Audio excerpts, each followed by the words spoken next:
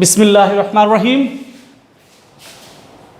নরসিংদী সরকারি কলেজে ভর্তিকৃত প্রথম বর্ষ একাদশ শ্রেণীর প্রথম বর্ষের বিজ্ঞান বিভাগের ছাত্রছাত্রীকে আমি মোতাহার হোসেন, সহকারী অধ্যাপক উদ্ভিদ বিজ্ঞান, নরসিংদী সরকারি কলেজের পক্ষ থেকে প্রাণঢালা শুভেচ্ছা। আমি উদ্ভিদ বিজ্ঞান বিষয়ের তৃতীয় অধ্যায়ের কোষ রসায়ন বিষয়ে আলোচনা করব। কোষ রসায়ন এই অধ্যায়ে যে বিষয়গুলা রয়েছে সেই বিষয়গুলোর মধ্যে আছে কার্বোহাইড্রেট। এই কার্বোহাইড্রেট কি? আসলে আমরা যে ভাত, রুটি এগুলো খাদ্য হিসেবে গ্রহণ করি, এগুলোর মূল উপাদান হচ্ছে কার্বোহাইড্রেট।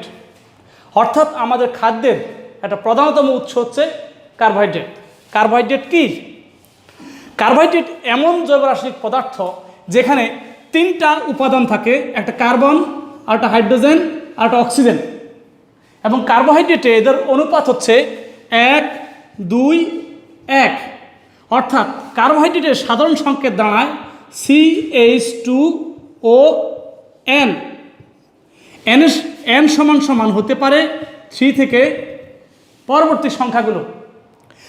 এই কার্বোহাইড্রেটের সংজ্ঞা অর্থাৎ কার্বোহাইড্রেট কাকে বলে এটা যদি আমরা আসি তাহলে দেখা যাবে যে কার্বোহাইড্রেটের সংজ্ঞার মধ্যে আমরা যদি আসি তাহলে দেখা যাবে যে যেই সকল জৈব রাসায়নিক পদার্থের মধ্যে কার্বন, হাইড্রোজেন এবং অক্সিজেন থাকে এবং এখানে এদের অনুপাত থাকে 1:2:1, তাদেরকে কার্বোহাইড্রেট বলে। অর্থাৎ যে জৈব রাসায়নিক পদার্থের মধ্যে কার্বন, হাইড্রোজেন, অক্সিজেন থাকে এবং এদের অনুপাত হয় 1:2:1, তাদেরকে কার্বোহাইড্রেট বলে।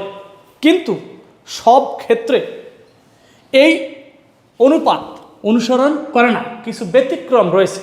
তাই আধুনিককালে বিজ্ঞানীরা কার্বোহাইড্রেটের যে সংজ্ঞাটা নির্ধারণ করেছেন তা হচ্ছে অনেকগুলো হাইড্রক্সিল অর্থাৎ এই ওএইচ মূলকযুক্ত অ্যালডিহাইড, অর্থাৎ এইটা অথবা এইটা কিটোন।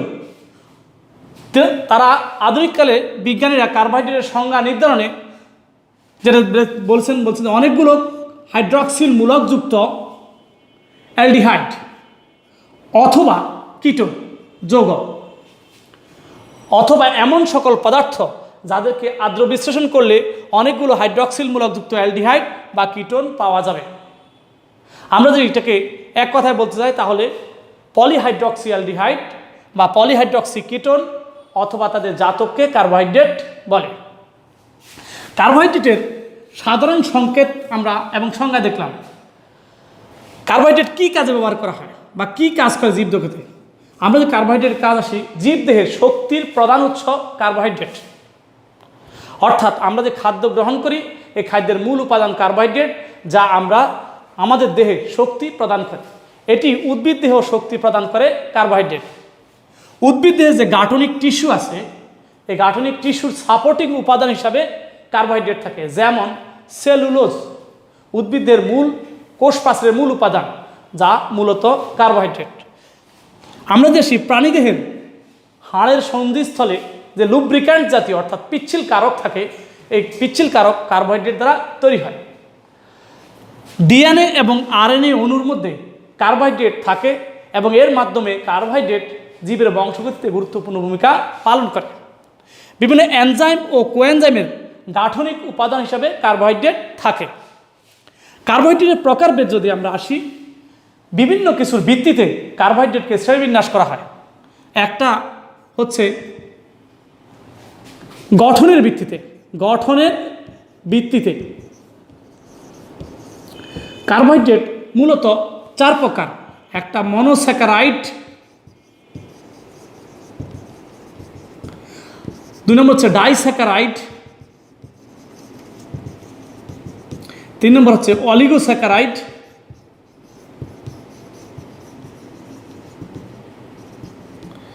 4 নম্বর হচ্ছে পলিস্যাকারাইড। তাহলে গঠনের ভিত্তিতে বা রাসায়নিক গঠনের ভিত্তিতে কার্বোহাইড্রেট 4 প্রকার: মনোস্যাকারাইড, ডাইস্যাকারাইড, অলিগোস্যাকারাইড, পলিস্যাকারাইড। যে কার্বোহাইড্রেটগুলোকে আদ্র বিশ্লেষণ করলে আর কোনো সরল কার্বোহাইড্রেট একক পাওয়া যায় না, তাদেরকে মনোস্যাকারাইড বলে।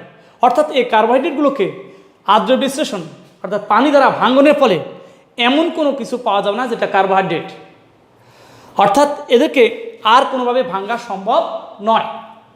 ডাইস্যাকারাইড যে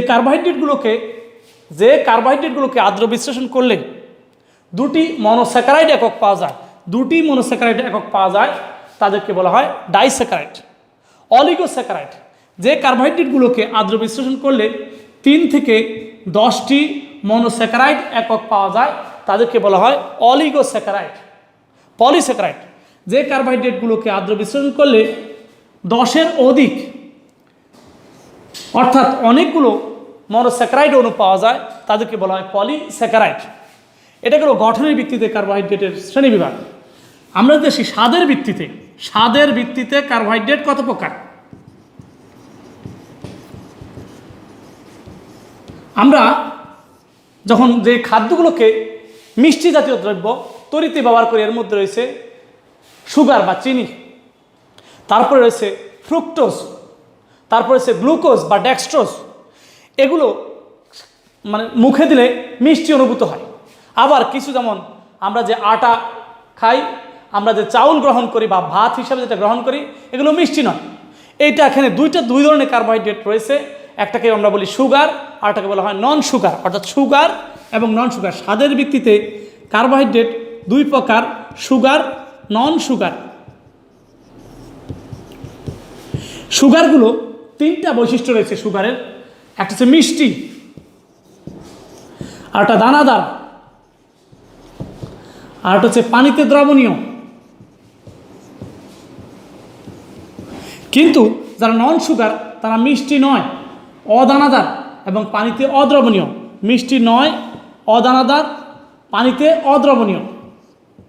অর্থাৎ সুগারগুলো মিষ্টি হবে, দানাদার হবে, পানিতে দ্রবণীয় হবে।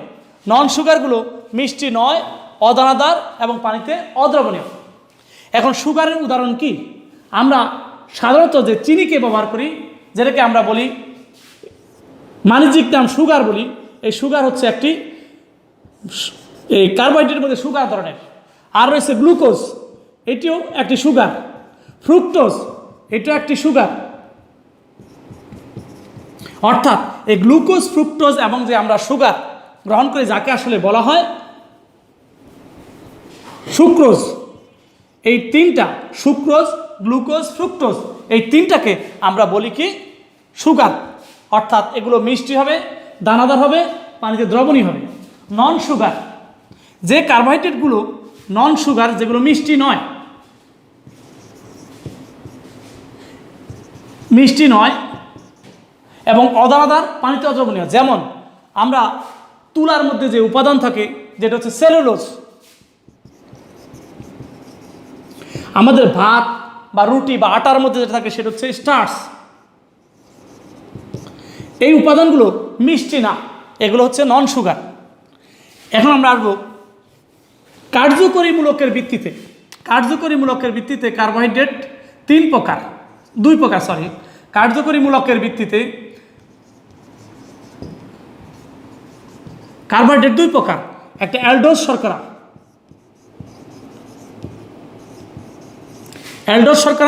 আর একটা কিটোজ শর্করা। যে সকল কার্বোহাইড্রেটে অ্যালডিহাইড মূলক অর্থাৎ CHO এই মূলকটি থাকে তাদেরকে বলি আমরা অ্যালডোজ শর্করা। যেমন গ্লুকোজ একটি অ্যালডোজ শর্করা। আবার যে কার্বোহাইড্রেটগুলোতে ডাবল বন্ড CO অর্থাৎ কিটোন মূলক থাকে তাদেরকে বলি আমরা কিটোজ শর্করা। এর যেমন উদাহরণ হচ্ছে ফ্রুক্টোজ। এবার আসবো আমরা বিজারণ ক্ষমতার ভিত্তিতে কার্বোহাইড্রেট 2 প্রকার। বিজারণ ক্ষমতার ভিত্তিতে অর্থাৎ সে বিজারিত করতে পারে কিনা তার ভিত্তিতে কার্বোহাইড্রেট 3 প্রকার হতে পারে, 2 প্রকার। একটা হচ্ছে বিজারক শর্করা বা রিডিউসিং সুগার, অবিজারক শর্করা বা নন রিডিউসিং সুগার। সুগার। বিজারক শর্করা কারা? যে কার্বোহাইড্রেটগুলোর মধ্যে মুক্ত অবস্থায় অ্যালডিহাইডমূলক অর্থাৎ CHO এবং কিটোনমূলক অথবা কিটোনমূলক থাকে, অর্থাৎ যে কার্বোহাইড্রেটগুলোতে মুক্ত অবস্থায় কমপক্ষে একটি অ্যালডিহাইডমূলক এবং কিটোনমূলক থাকে এবং এগুলো ক্ষারীয় দ্রবণকে বা ক্ষারীয় আয়নকে বিজারিত করতে পারে, তাদেরকে বলা হয় বিজারক শর্করা। মূলত মনে রাখতে হবে যে মুক্ত অবস্থায় অ্যালডিহাইড অথবা কিটোনমূলক থাকতে হবে এবং ক্ষারীয় আয়নকে বিজারিত করতে হবে, তাহলে এদেরকে বলবো আমরা বিজারক শর্করা। কিন্তু যাদের মধ্যে এই মুক্ত অবস্থায় অ্যালডিহাইড অথবা কিটোনমূলক থাকে না এবং যারা ক্ষারীয় আয়নকে বিজারিত করতে পারে না, তাদেরকে বলা অবিজারক শর্করা। উদাহরণে যদি আমরা আসি, তাহলে গ্লুকোজ হচ্ছে একটা বিজারক শর্করা, কারণ এই গ্লুকোজে মুক্ত অবস্থায় একটা অ্যালডিহাইডমূলক থাকে, তাই গ্লুকোজ হচ্ছে বিজারক শর্করা এবং সেটা ক্ষারীয় আয়নকে বিজারিত করতে পারে। ফ্রুক্টোজ এর মধ্যে মুক্ত অবস্থায় কিটোনমূলক থাকে এবং ক্ষারীয় আয়নকে বিজারিত করতে পারে, তাই ফ্রুক্টোজ একটি বিজারক শর্করা। কিন্তু গ্লুকোজ এবং ফ্রুক্টোজ মিলে যে সুক্রোজ তৈরি করে, সেখানে অ্যালডিহাইড এবং কিটোনমূলকের অস্তিত্ব থাকে না, তাই এটি ক্ষারীয় আয়নকে বিজারিত করতে পারে না বলে একে আমরা বলি অবিজারক শর্করা। অর্থাৎ গ্লুকোজ এবং ফ্রুক্টোজ বিজারক শর্করা হলেও সুক্রোজ বিজারক শর্করা নয়। তাহলে আমরা এই পর্যন্ত যেটা দেখলাম সেটা হচ্ছে যে কার্বোহাইড্রেটকে আমরা চারটা জিনিসের ভিত্তিতে ভাগ করছি। একটা হচ্ছে রাসায়নিক গঠনের ভিত্তিতে, 4 প্রকার: মনোস্যাকারাইড, ডাইস্যাকারাইড, অলিগোস্যাকারাইড, পলিস্যাকারাইড। আমরা কার্বোহাইড্রেটকে স্বাদের ভিত্তিতে ভাগ করছি 2 ভাগে, একটা হচ্ছে সুগার আর একটা নন সুগার। আমরা কার্বোহাইড্রেটকে কার্যকরীমূলকের ভিত্তিতে 2 ভাগে ভাগ করি, একটা হচ্ছে অ্যালডোজ শর্করা আর একটা হচ্ছে কিটোজ শর্করা। আমরা কার্বোহাইড্রেটকে বিজারণ ক্ষমতার ভিত্তিতে 2 ভাগে ভাগ করতে পারি, একটা হচ্ছে বিজারক শর্করা আর একটা হচ্ছে অবিজারক শর্করা। আমরা যদি আবার প্রথম থেকে শ্রেণীবিন্যাস দেখি, তাহলে আমরা মনে রাখতে হবে যে রাসায়নিক গঠনের ভিত্তিতে 4 প্রকার মনোস্যাকারাইড, যে কার্বোহাইড্রেটগুলোকে আর কোনোভাবেই ভাঙা যায় না, তারা হচ্ছে মনোস্যাকারাইড। ডাইস্যাকারাইড, যে কার্বোহাইড্রেটকে আর্দ্র বিশ্লেষণ করলে অর্থাৎ পানি দ্বারা ভেঙে ফেললে 2টি মনোস্যাকারাইড পাওয়া যাবে, তারা হচ্ছে ডাইস্যাকারাইড। অলিগোস্যাকারাইড, যে কার্বোহাইড্রেটগুলোকে আর্দ্র বিশ্লেষণ করলে 3 থেকে 10টি মনোস্যাকারাইড পাওয়া যাবে, তারা হচ্ছে অলিগোস্যাকারাইড। পলিস্যাকারাইড, যে কার্বোহাইড্রেটগুলোকে আর্দ্র বিশ্লেষণ করলে 3-এর অধিক 10-এর অধিক অর্থাৎ বহু সংখ্যক মনোস্যাকারাইড একক পাওয়া যায়, তারা হচ্ছে পলিস্যাকারাইড। আমরা যদি আসি যে স্বাদের ভিত্তিতে কার্বোহাইড্রেট 2 প্রকার: সুগার, নন সুগার। সুগারগুলো মিষ্টি, দানাদার, পানিতে দ্রবণীয়। নন সুগার মিষ্টি নয়, অদানাদার, পানিতে অদ্রবণীয়। কার্যকরীমূলকের ভিত্তিতে কার্বোহাইড্রেট 2 প্রকার: অ্যালডিহাইডমূলক থাকলে, অর্থাৎ অ্যালডিহাইডমূলক মানে এই মূলক থাকলে তাকে বলি আমরা অ্যালডোজ শর্করা, অর্থাৎ কিটোনমূলক বা এই মূলক থাকলে তাকে বলি আমরা কিটোজ শর্করা। বিজারণ ক্ষমতার ভিত্তিতে কার্বোহাইড্রেট 2 প্রকার: বিজারক, অবিজারক। বিজারক যদি শর্করা হয়, তাহলে তার মধ্যে অ্যালডিহাইড বা কিটোনমূলক থাকবে এবং সেটা ক্ষারীয় আয়নকে বিজারিত করতে পারবে। অবিজারক শর্করা হলে অ্যালডিহাইড বা কিটোনমূলক মুক্ত অবস্থায় থাকবে না এবং ক্ষারীয় আয়নকে বিজারিত করতে পারবে না। আমরা এগেলাম কার্বোহাইড্রেটের প্রকারভেদের মধ্যে। আমরা এখন দেখব মনোস্যাকারাইড, যে আমরা পড়ছি সেই মনোস্যাকারাইডের ধরনগুলো। মনোস্যাকারাইড এটা সংজ্ঞাটা আমরা আবারও যদি চিন্তা করি, যে এমন একটা কার্বোহাইড্রেট যাকে কোনোভাবে আর ভাঙলে কার্বোহাইড্রেটের অস্তিত্ব থাকবে না, অর্থাৎ এখান থেকে আর কোনো সরল কার্বোহাইড্রেট একক পাওয়া যাবে না। এই কার্বোহাইড্রেটগুলোকে কার্বন সংখ্যার ভিত্তিতে ভাগ করা হয় ট্রায়োজ, ট্যাক্টোজ, পেন্টোজ, হেক্সোজ,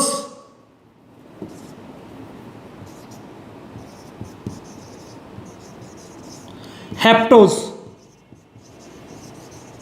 অর্থাৎ মনোস্যাকারাইডকে কার্বন সংখ্যার ভিত্তিতে আমরা 5 ধরনে ভাগ করতে পারি: ট্রায়োজ, ট্যাক্টোজ, পেন্টোজ, হেক্সোজ, হেপ্টোজ। এগুলোর সংজ্ঞা অতি সাধারণ। 3 কার্বনযুক্ত মনোস্যাকারাইডকে বলা হয় ট্রায়োজ, 4 কার্বনযুক্ত মনোস্যাকারাইডকে বলা হয় ট্যাক্টোজ, 5 কার্বনযুক্ত মনোস্যাকারাইড হচ্ছে পেন্টোজ, 6 কার্বনযুক্ত মনোস্যাকারাইড হচ্ছে হেক্সোজ, 7 কার্বনযুক্ত মনোস্যাকারাইড হচ্ছে হেপ্টোজ। এখন এগুলোর উদাহরণে যদি আমরা আসি, 3 কার্বনযুক্ত মনোস্যাকারাইড যেটা, এটা হচ্ছে গ্লিসারলডিহাইড, গ্লিসারলডিহাইড। আর একটা হচ্ছে ডাইহাইড্রক্সি অ্যাসিটোন, ডাইহাইড্রক্সি অ্যাসিটোন। এই দুটার সংকেত যদি আমরা আসি, তাহলে গ্লিসারলডিহাইডের সংকেত কি হবে? গ্লিসারল, যেহেতু এটি ট্রায়োস, সেহেতু 3টা কার্বন থাকবে এর কাঠামোতে, এবং এটা একটা অ্যালডোস শর্করা, CHO। এটি হচ্ছে গ্লিসারলডিহাইডের সংকেত। এটা একটা অ্যালডোস শর্করা, যেহেতু এটার মধ্যে অ্যালডিহাইড মূলক আছে, এবং এটা 3 কার্বনযুক্ত মনোস্যাকারাইড, কারণ এই কারণে এটা হচ্ছে ট্রায়োস। এটা একটা গ্লিসারলডিহাইড। কিন্তু ডাইহাইড্রক্সি অ্যাসিটোন, এটিও 3 কার্বন বিশিষ্ট, কিন্তু এটার মধ্যে কিটোন মূলক থাকে, অর্থাৎ এটি একটা কিটোজ শর্করা, এটি একটি কিটোজ শর্করা। দুইটাই ট্রায়োস, এটা গ্লিসারলডিহাইড, এটা ডাইহাইড্রক্সি অ্যাসিটোন। ট্রায়োস এখানে হচ্ছে অ্যালডোস শর্করা, অ্যালডো ট্রায়োস, এটি অ্যালডো ট্রায়োস, অর্থাৎ অ্যালডিহাইড মূলকযুক্ত 3 কার্বন বিশিষ্ট মনোস্যাকারাইড, তাই এটা হচ্ছে একটা অ্যালডো ট্রায়োস। এটা কিটোন মূলকযুক্ত 3 কার্বন বিশিষ্ট মনোস্যাকারাইড, এটা কিটো ট্রায়োস। অর্থাৎ আমরা ট্রায়োজের পাইছি 2টা, গ্লিসারলডিহাইড, ডাইহাইড্রক্সি অ্যাসিটোন। 4 কার্বন বিশিষ্ট মনোস্যাকারাইডের মধ্যে আমরা যদি আসি, ইরিথ্রোজ, আর একটা হচ্ছে ইরিথ্রোজ 4 ফসফেট।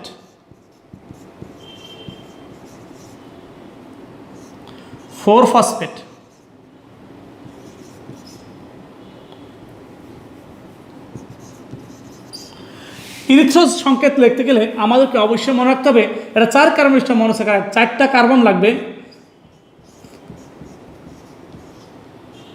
এটা একটা অ্যালডিহাইড শর্করা বা অ্যালডোস শর্করা।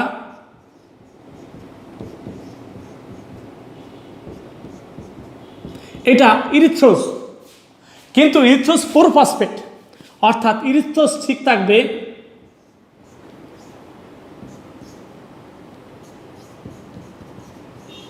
কিন্তু এর 4 নম্বর কার্বনে একটা ফসফেট অনুপ্রবেশ করবে, যার কারণে এর নাম হয়ে যাবে ইরিথ্রোজ 4 ফসফেট। এটা ইরিথ্রোজ আর এটা ইরিথ্রোজ 4 ফসফেট। উদ্ভিদে বেশি পরিমাণে থাকে ইরিথ্রোজ 4 ফসফেট, ইরিথ্রোজটা কম পরিমাণে পাওয়া যায়। প্যান্টোজ 5 কার্বন বিশিষ্ট মনোস্যাকারাইডের মধ্যে রয়েছে রাইবোজ, ডিঅক্সিরাইবোজ।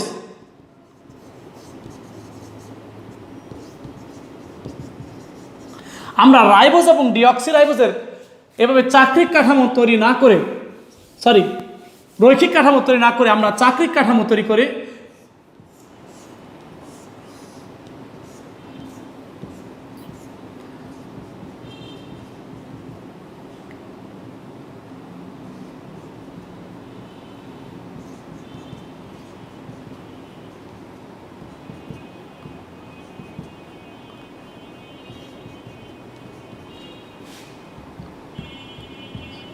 এখানে এটি হচ্ছে ডিঅক্সিরাইবোজ, রাইবোজ শর্করা। এখন ডিঅক্সিরাইবোজ শর্করা কেমন?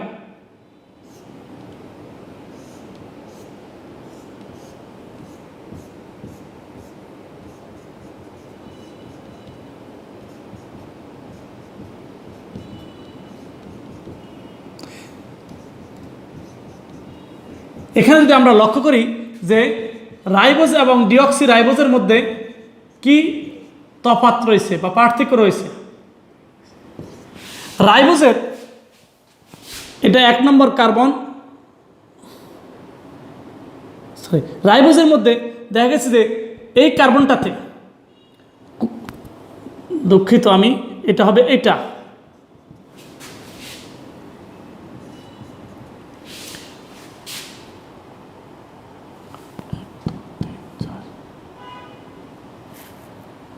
দুঃখিত, এটা হবে রাইবোজের। এখানে এই কার্বনে দেখা যাচ্ছে যে একটা অক্সিজেন রয়েছে, কিন্তু ডিঅক্সিরাইবোজের এই কার্বনে কোনো অক্সিজেন পরমাণু নাই, এই কারণে এর নাম হয়ে গেছে ডিঅক্সিরাইবোজ।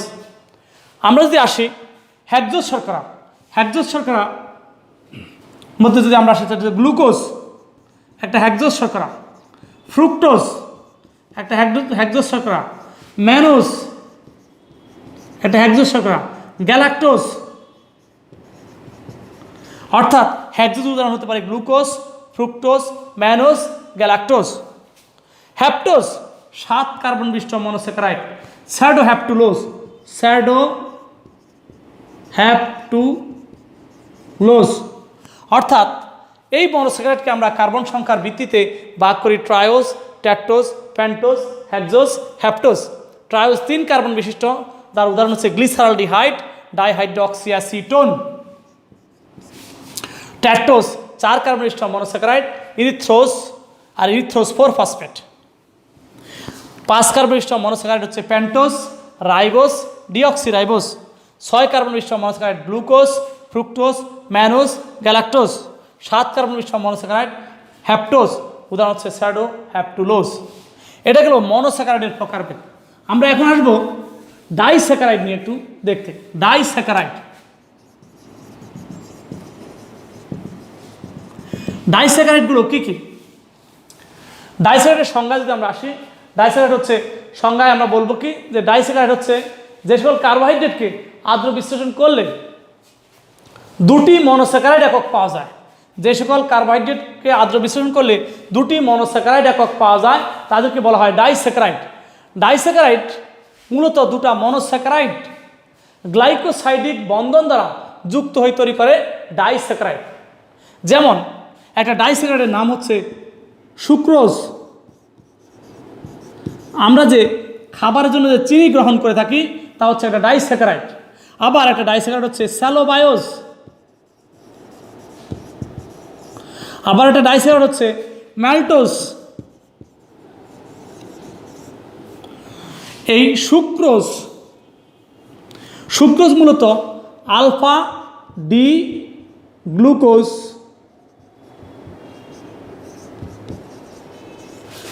এবং বিটা ডি ফ্রুক্টোজের মাধ্যমে তৈরি হয়। স্যালোবায়োজ এটার মধ্যে 2টি বিটা ডি গ্লুকোজ থেকে তৈরি হয়। ম্যালটোজ এটি 2টি আলফা ডি গ্লুকোজ থেকে তৈরি হয়। অর্থাৎ সুক্রোজের মধ্যে 2টি মনোস্যাকারাইড থাকে, একটি আলফা ডি গ্লুকোজ আর একটি বিটা ডি ফ্রুক্টোজ। স্যালোবায়োজে 2টা মনোস্যাকারাইড এবং 2টাই হচ্ছে বিটা ডি গ্লুকোজ। ম্যালটোজে 2টাই মনোস্যাকারাইড, একটা 2টাই মনোস্যাকারাইড, তারা হচ্ছে কি আলফা ডি গ্লুকোজ। আমরা যদি এদের সংকেত দেখতে চেষ্টা করি তাহলে কেমন? গ্লুকোজের সংকেত হচ্ছে মূলত এটা।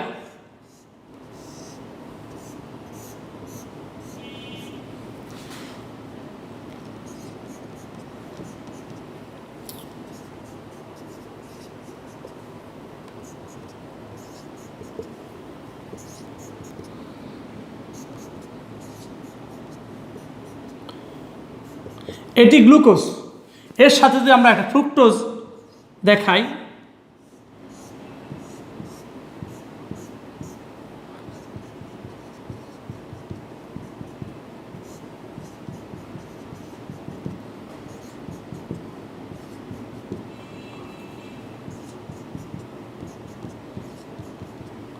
এটা ফ্রুক্টোজ, অর্থাৎ এটা গ্লুকোজ, এটা ফ্রুক্টোজ। এই দুজনের মধ্যে এই OH মূলক এবং এই OH মূলকের মধ্যে একটা অক্সিজেন সেতু বন্ধন তৈরি হবে, কোনো পানি অপসারণ হবে, যার মাধ্যমে তৈরি হবে সুক্রোজ। অর্থাৎ আলফা ডি গ্লুকোজের 1 নং কার্বনের সাথে বিটা ডি ফ্রুক্টোজের 2 নং কার্বনের মধ্যে যে বন্ধন তৈরির মাধ্যমে তৈরি হয় সুক্রোজ। এই কারণে এই বন্ধনটা হচ্ছে আলফা 1 বিটা 2 গ্লাইকোসাইডিক বন্ধন। অর্থাৎ 1 অণু গ্লুকোজ এবং 1 অণু ফ্রুক্টোজ আলফা 1 বিটা 2 গ্লাইকোসাইডিক বন্ধন তৈরির মাধ্যমে যে ডাইস্যাকারাইড তৈরি করে তাকে বলা হয় সুক্রোজ। আমরা এখন আসবো স্যালোবায়োজ, এটা কেমন? এখানে স্যালোবায়োজে আমরা প্রথমে বলছি 2টা বিটা ডি গ্লুকোজ অংশগ্রহণ করে।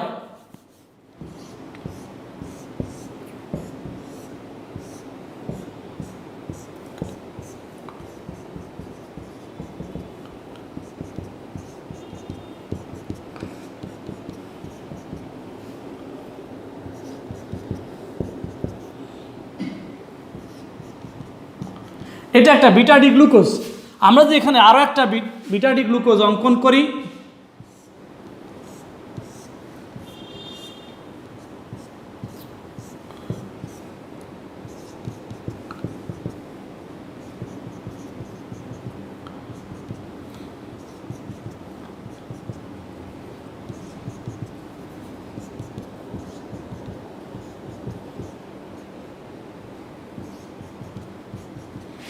এই যে এখানে দুটা বিটা ডি গ্লুকোজ রয়েছে, এই বিটা ডি গ্লুকোজ দুটোর মধ্যে এইটার এওএস মূলক এটার এওএস মূলকের মধ্যে এক অণু পানি অপসারণের মাধ্যমে তৈরি করে একটা গ্লাইকোসাইডিক বন্ধন, যার নাম হচ্ছে β1,4 গ্লাইকোসাইডিক বন্ধন, এবং এর মাধ্যমে তৈরি করে স্যালোবায়োজ।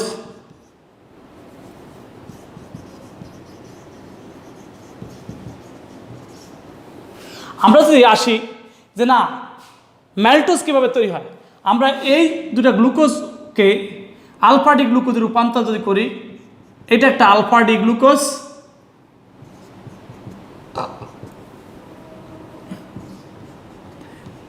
এখানে দুটা আলফা ডি গ্লুকোজ আছে, এদের মধ্যে যখন একটা বন্ধন তৈরি হয়, কোনো পানি অপসারণের মাধ্যমে যে গ্লাইকোসাইডিক বন্ধন তৈরি হয় তাকে বলা আলফা 1,4 গ্লাইকোসাইডিক বন্ধন তৈরির মাধ্যমে তখন এটার নাম হয়ে যায় ম্যালটোজ।